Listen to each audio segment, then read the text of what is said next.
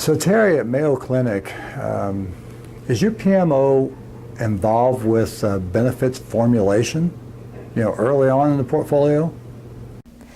Our ePMO is actually involved with benefits realization and formulation, but what we've done is recognize that it's really the accountability and the responsibility of the project sponsors and the executives to really help oversee that. So we've got a rather decentralized model with a centralized approach to that. And what that means is that every project needs to have a project charter where the benefits are actually documented and actually have metrics associated with them as well. And so we track that at the initiation of the project, and then also through the life of the project through that means, and then at project closure through post-implementation and closure reports. While that sounds like we have a very good process in place, we still have a lot of opportunity for maturation and getting more quantifiable data as it relates to those metrics. So tell me, what's the PMO responsibility for tracking long-term benefits realization for your projects and programs? The opportunity for the ePMO in benefit realization and management is actually to mature it much further in our organization.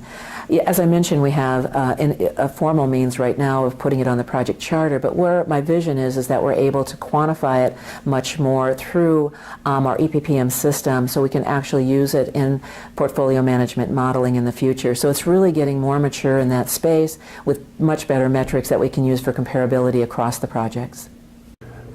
So at McCarthy, is your PMO involved with benefits realization? Absolutely, PMO is involved in the benefit realization, and we're involved from the very beginning, from the initiation and starting part of the project. But I should also mention that, again, the PMO is evolving, and we're now actually, for last year or so, we have focused heavily on the benefit realization. And do you track benefit expectation or benefit delivery or forecast benefit value while the project is underway? Yes, we do. So when we actually form the business case, we do specify the hard benefit, which is the dollar savings, and then the soft benefits as well. And as we progress through the project, we measure them, not like in on a weekly or monthly basis, but in every stage, and especially when there is a change request coming in terms of cost specifically, we do measure the benefit realization that we're still making the business case. Well, thanks, Dahiti. So what's the PMO's responsibility for long-term tracking of benefits realized? So for us, any project we start, we do have, in most cases, a hard dollar savings. And then the PMO reports to the savings to the chief operating officers and our finance team. And those dollar values are taken out of the next year's budget. So that's one of the way we involved.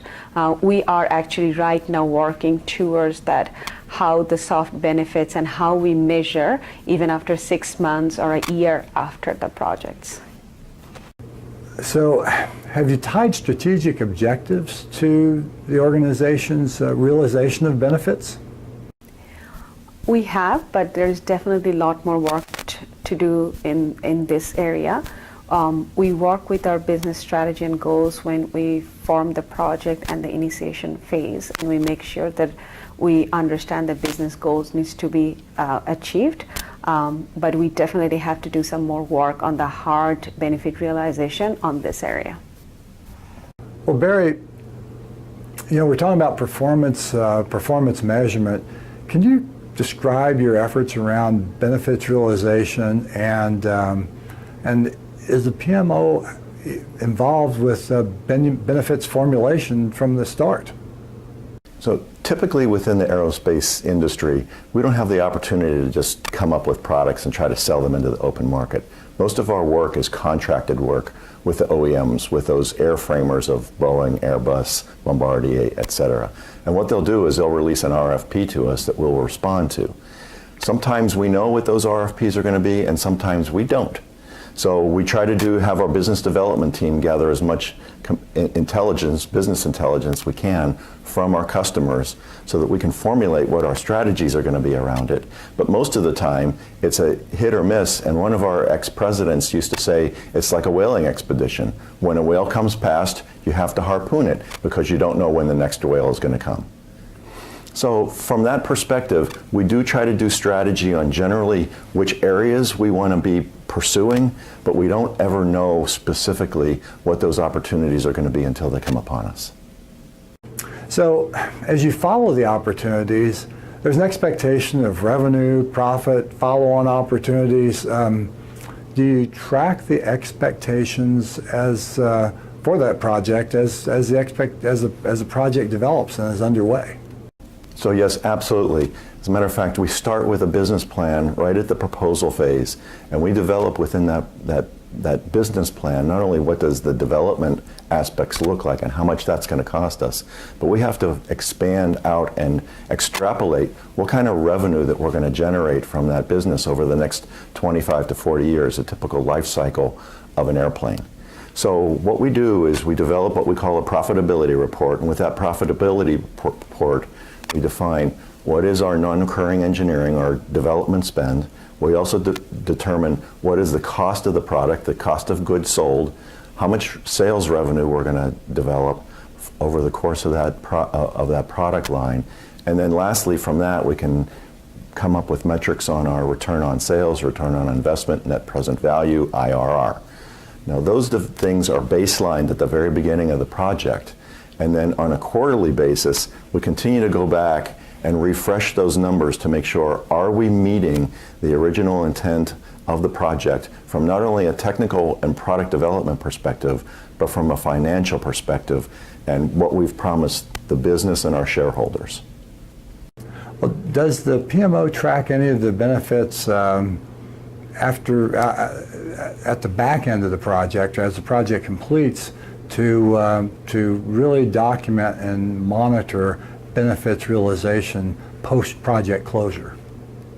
Yes, what we do is we actually track those benefits not only through development, but once it gets into production, we transition it into a production program. And we have development program reviews and we have production program reviews. And those two have different sets of templates that we're interested in the metrics that they're performing to. On the development side, we're looking at schedule and technical risk and costs from the development perspective. But once we get on the production side, we're looking at metrics such as gross margin and how much profit that we're able to make on it, delivery performance, quality performance, and making those customers, meeting the customers' expectations from that perspective.